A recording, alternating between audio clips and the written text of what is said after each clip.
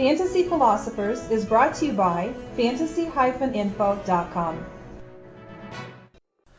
Dennis Pitta had himself a nice career at BYU, but this season when he came into the draft, he fell into the middle rounds.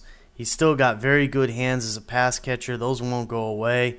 He's got good route running abilities, but unfortunately, the Ravens who selected him also took Ed Dickson, a talented tight end, out of Oregon, and the team already has Todd Heap.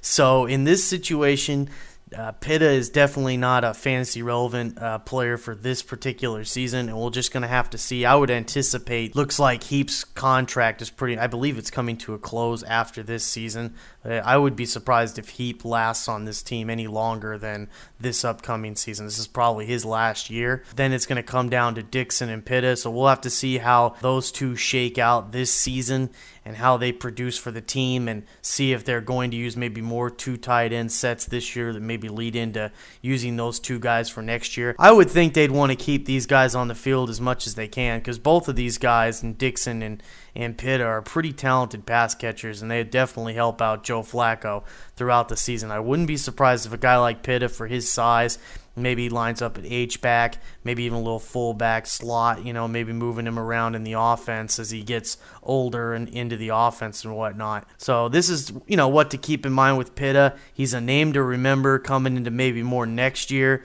but for this season, he's kind of stuck back in the back fold behind Heap and maybe behind Dickson for this season. For more fantasy football information, go to fantasy-info.com and sign up for our free e-newsletter. Good luck in your 2010 Fantasy Football League. As an added bonus, the Fantasy Info guys will include their 5 secret tips for success in fantasy.